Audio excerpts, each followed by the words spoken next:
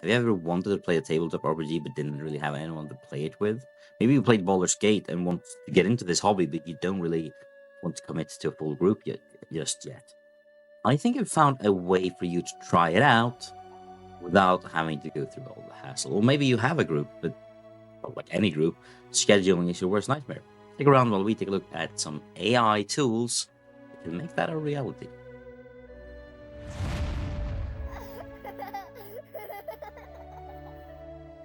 So I'm a big fan of release stuff. Publisher, I am partnered with them, so I do have access to all of these PDFs without paying for them. Thanks to them for that. But still, I am that because I'm a big fan of them. I love the stuff that they put out, and I love Lord of the Rings. However, I've actually never played the One Ring.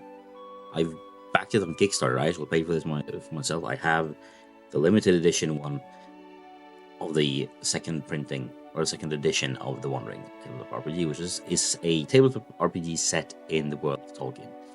It's set between The Hobbit and Lord of the Rings, and it looks amazing. Only my group already has another game with me, so I haven't really gotten into it just yet. So a few weeks ago, there were some announcements made. Specifically, an announcement made by Google that their AI model Gemini will be upgraded in the future to Gemini 1.5, which among other things gave it a longer context window. Now, the way context windows work is they have a word, or a couple of words, or half a word that is considered a token. That's sort of what the AI can remember. And then you have a bunch of these. So let's say you have 32,000 tokens.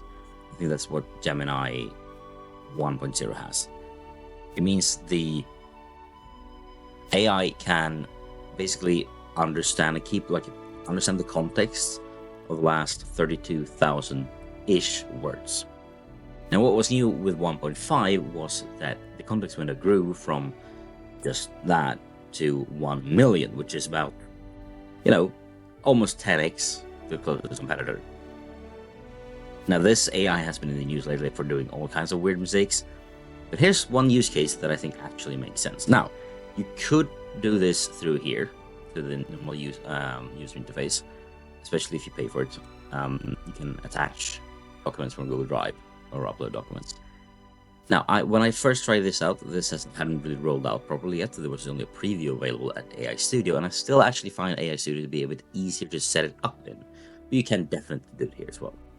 So what I did was I went to AI Studio, and I created a new prompt. I gave it the instructions that you are a dungeon master for a tabletop RPG session playing the One Ring Tabletop RPG from Free League.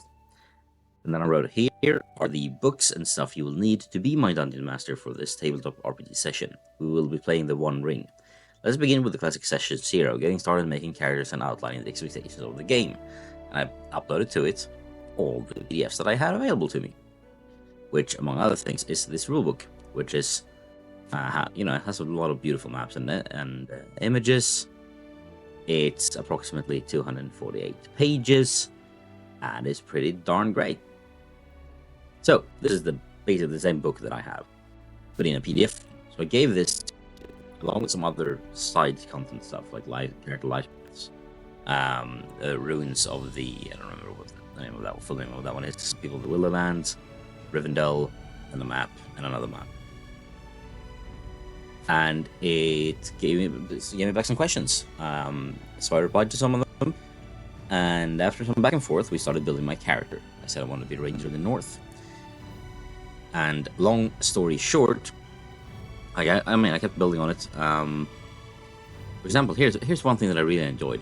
So it asked me, this is your chance to weave a backstory for your hero. Think about the motivations and experiences that helped him into the ranger that they are today. I only gave it a short one. I said that I grew up in the northwest of Rohan when my village was raided by goblins from Moria. My parents were killed. As a teenager, I fled north. I found some distant relatives in Bree and came into adulthood here.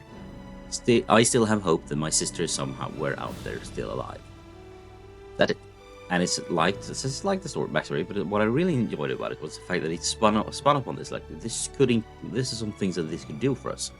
There's some interesting storylines we can do. And then it kept asking me to do some other things, and guided me through how to create a character. And it was quite straightforward. At one point, it did ask me to pick two of the underlined like pick two of these underlined things. I even gave it an image that I generated in another AI. So yeah, eventually it asked me to give it, pick two of these must skip passes. So basically, at one point it made a small rules error, but we corrected it together. It directed me to a page where it was like a list of 10 skills, and two of them was underlined instead of one of the two underlined skills, and it said pick the two underlined, both of them. So I just corrected it, and I accepted the correction, and we went onwards. So basically, then we summarized the character, and then we started out. It gave me a good description on the world. I said what I wanted to do. It replied to me perfectly fine, and we kept going for quite a while. We went on a mission. We did some rolling down here as well. Like it prompted me what to roll, how to roll, and when to roll. At one point, I felt it got a bit too much into a habit of telling me what I was doing, rather than reacting to what I was telling it to do. I think it's down here. Right, so I had a fight against an orc. It was cool. He described it quite vividly and well. So here we go. It asks me. It says that you move towards Aragorn. Your sense alert. He's still unconscious. And you start examining his wounds. You start healing his wounds. And I was like, oh, hang on. You can't tell me what I do. You can only describe to me what I say I do means, and what happens, what I see, and what I sense, and things like that. You can't tell me. You can describe the consequences of my actions. You can't tell me what I'm doing. And now you do this. That's on my imagination to say. And it basically said, yeah, sorry. And then we rolled back and kept going. And so far, it's doing pretty well. And I did forget to save last time I played. So basically, through here, you can save it by clicking here. It's saved to your Google Drive, and then you can keep going. Basically, all of this text, all this back and forth, including it's keeping in memory together. Let's see here. This core rulebook, 245 pages, including images, 147,000 tokens. Another 91,000 for this one. Another 5,000 here. 6,000, 7,000. So this is about in between them. What is this? This is 250,000 words ish. And then what we have chatted about back and forth after that. Some images like these. This image is 27 tokens. This one is 31 tokens. I am still not even I think I spent 15,000 ish tokens in the actual playing part. It's impressive. It's a viable way to play if you don't have a group to play with. Now, it's not perfect, of course not, but it is really, really cool. One thing I find a bit annoying is when you 1.5 Pro preview, it could take up to 2-3 minutes to generate a single answer. So it was a slow process to go through the battle, for example, because it was taking forever. Flash is about it's way faster. Pro is a little bit better. One thing you also need to do is you need to click edit safety settings, and then for each session, and you just bring it down if you want to. Otherwise, it will automatically avoid generating things with that. Which once you'll have to rerun it. But whatever you want to do about it, and if you can have a character sheet in a PDF form. I created one in Let's Roll. So I have my character sheet here, and then I check my skills here. It will also tell me what skills I have, because I did tell it at one point. These are the skills I have. And we created together. I have the PDF open as well, so I can go to the page that references. And yeah, you can do it in Gemini normally. I found it a bit easier to do it here, because it's Gemini isn't built for this. You can definitely do it as well. So if you own a PDF of a Tabletop RPG and you want to try it out, for example, the One Ring or something completely different, you can play D&D, of course. A lot of D&D knowledge is already known to it because it's public knowledge.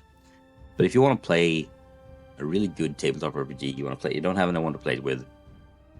And if you want to play like Strider mode, for example, like that exists for the One Ring, which is basically like a single player version of tabletop RPGs, there are a lot of these systems have special rules for if you're playing on your own.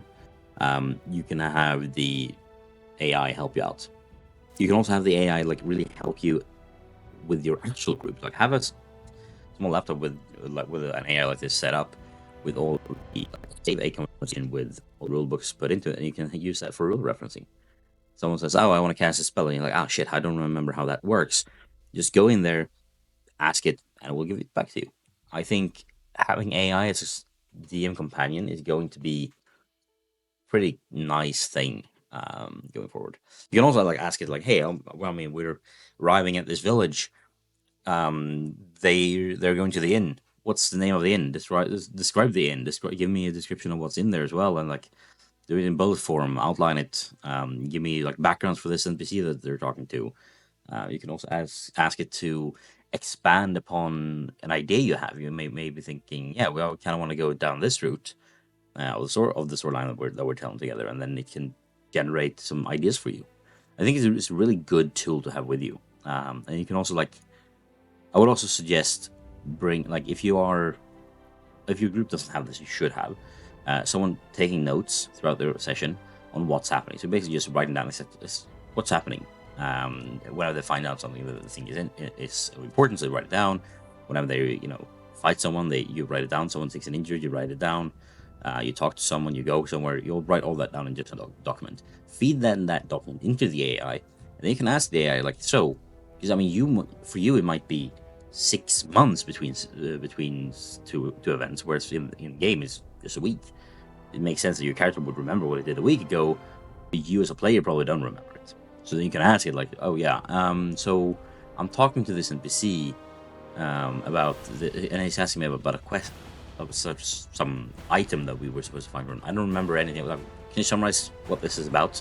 And it will do that based on the information you're giving it. I think it's really, really cool, and I think it makes it a lot easier to play tabletop RPGs, even either as a group or on your own. And I think that's a good thing. So do play around with it. If you have a PDF, just upload it. If you don't have one, you pretty much all of these systems have PDFs you can buy, or PDFs. Some of them even have PDFs that are free, like some starter sets and things like that you can access online. So you can definitely give it a try. So yeah, AI is pretty cool. There are use cases for it. AI could also be horrible. Who knows? There are different issues with pretty much every single AI out there. But as a technology to solve solutions that we didn't really expect, I think this is one really cool one. So yeah, thank you for watching, and I'll see you in whatever next video happens to be about. Bye.